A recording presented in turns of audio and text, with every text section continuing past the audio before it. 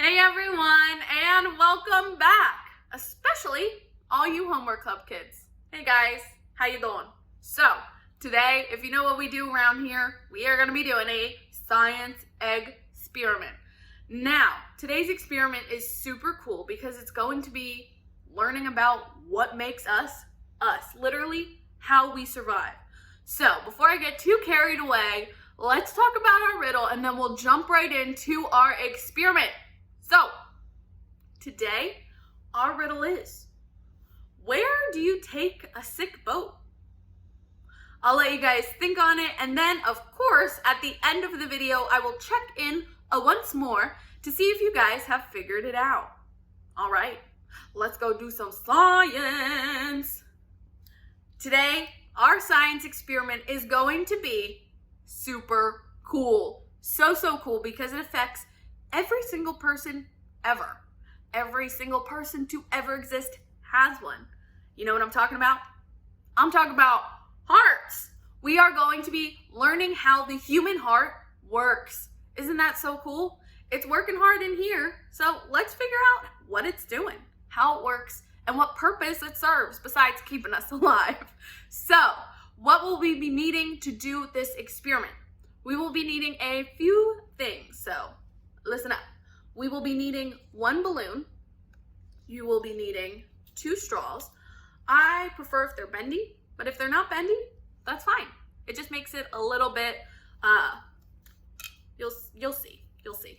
But it'll still work even if you don't have bendy straws. No worries. You'll be needing some tape. You'll also be needing scissors. Now, you know the rules. If you are using scissors, please get permission. We want to be safe. We want to be sure we're not doing anything that will get ourselves hurt. So please get permission. Now, the last thing you will need is a glass or jar that can be easily sealed and made airtight. I have a mason jar. You can use a glass. You can use a water bottle, but I do suggest something clear just to kind of see how it all works, where it's all going. I'll explain more.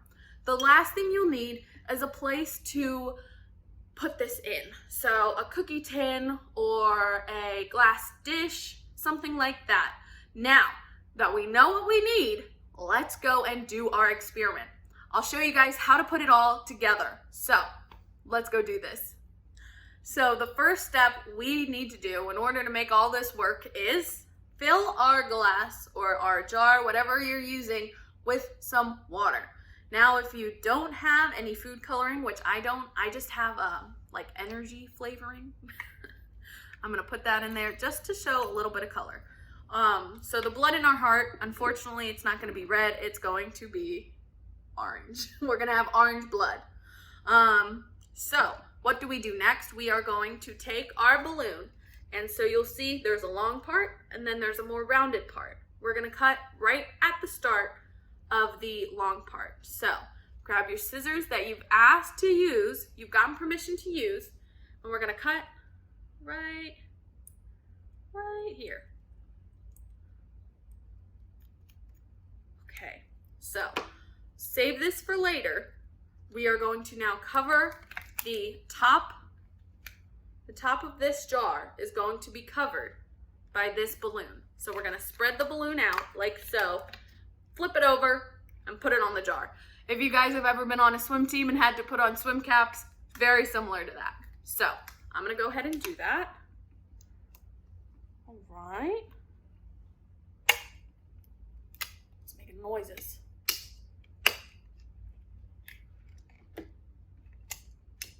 Okay, so here we are.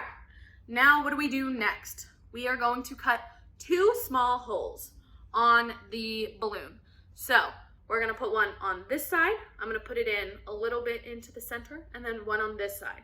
So nothing crazy, just make sure they're not on the same side. I'm gonna go do that, and then I'll check back in with you guys and show you the rest of the steps. All right, guys, so I just finished putting the holes in and then the straws in those holes. So this is what it looks like. Like I said, bendy straws are gonna be better because they allow it to just kind of pull over the sides rather than just up in the air. But again, it's not that important. So what do we do next? Remember this guy? we are going to put him on this straw. We want to make sure no water, no air, no nothing can get out of here.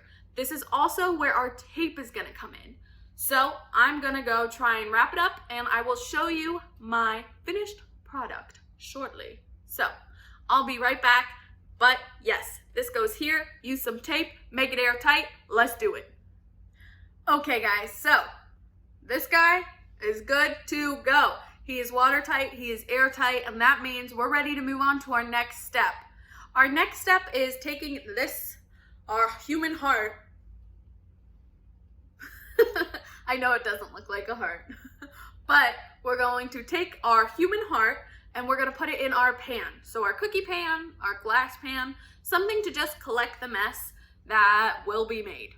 So don't put it on your counter, don't put it on the floor, don't put it on a rug, put it in the pan. Contain the mess, do yourself a favor because you don't want to clean it up. So let's move on and see if it works.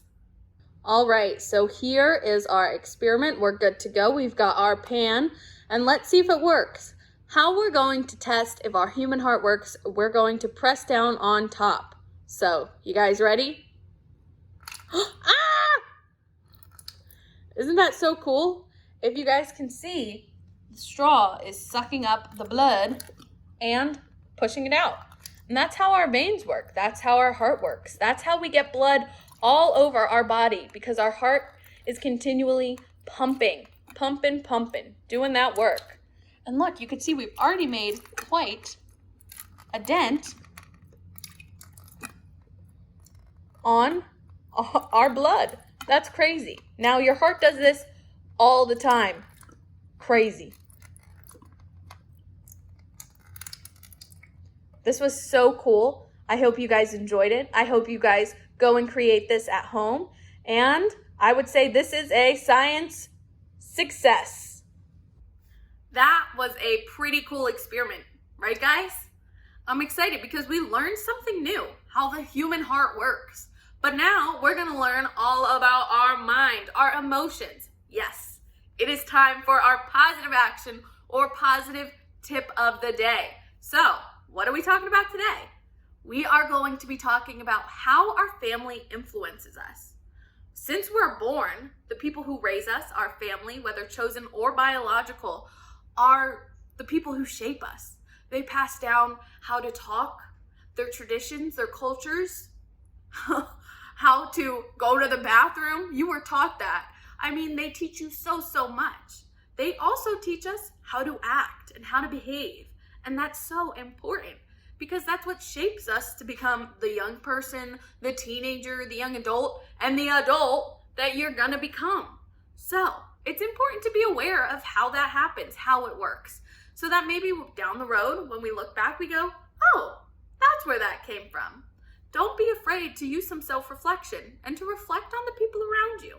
It's okay. I know that sometimes family, you love them, but you can't live without them. So make sure you tell someone you love them today. Tell them you're thankful for them today because someone taught you how to go to the bathroom. And I would say that's a pretty important skill.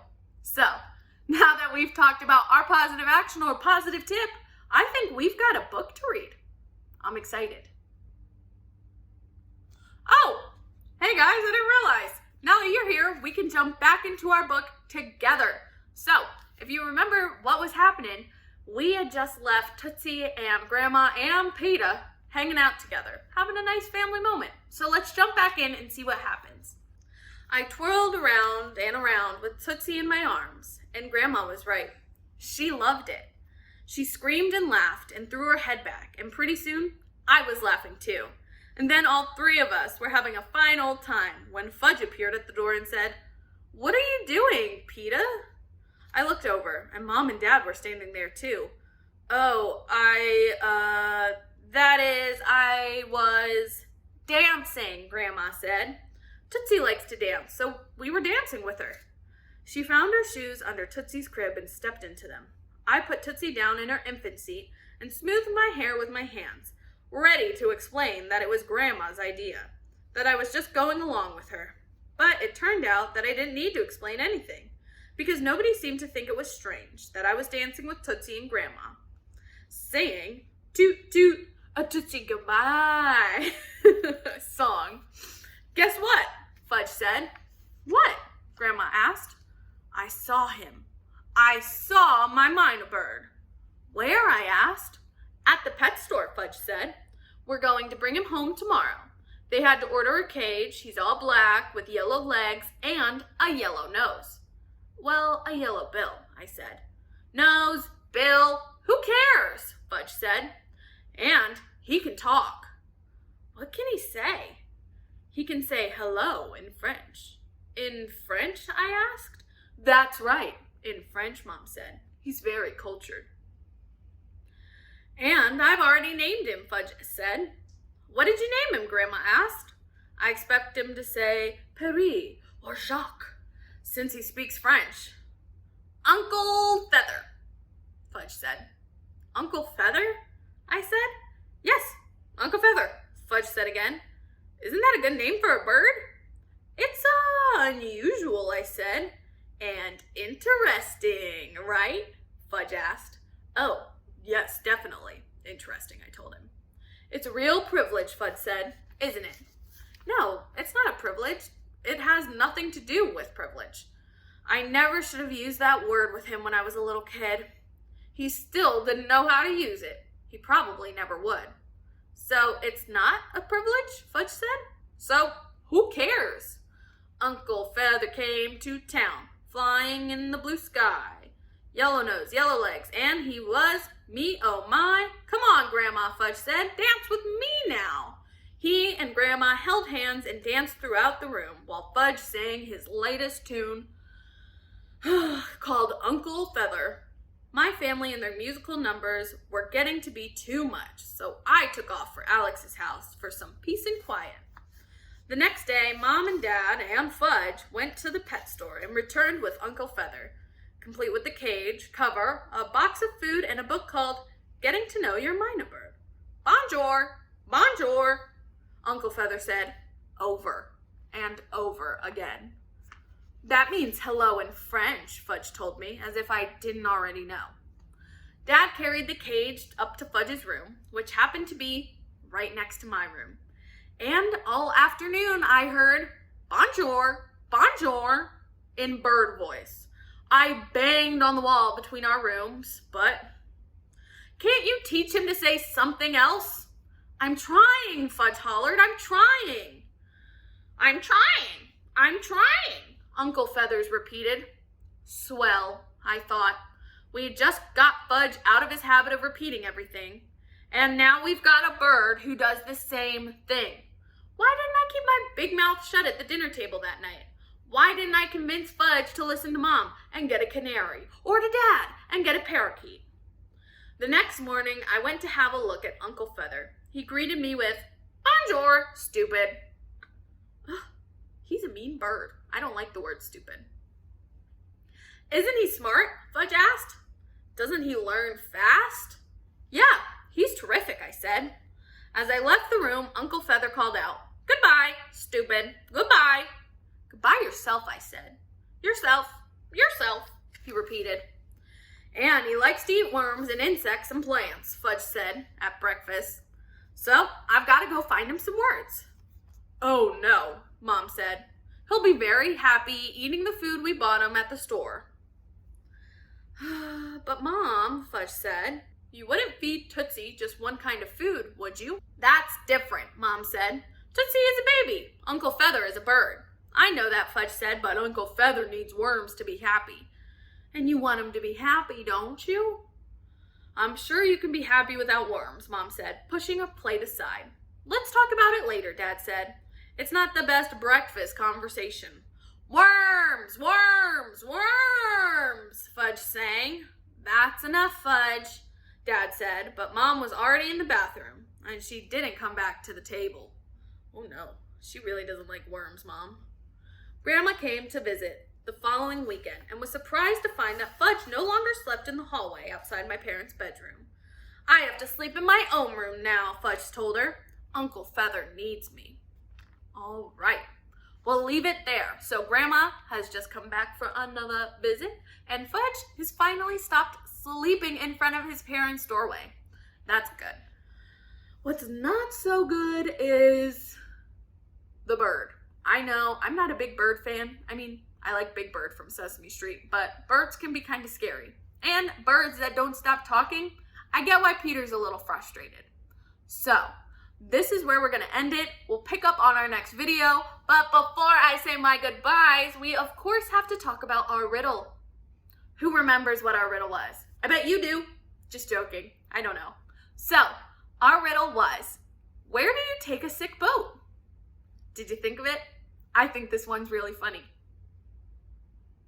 The dock. Get it? Like doctor and where you dock a boat? I thought it was great. And I hope you did too. Hope it gave you a little laugh, a little joy. So, now that we have finished everything we've had planned, it's time for me to say goodbye. Bye guys. Thank you for watching.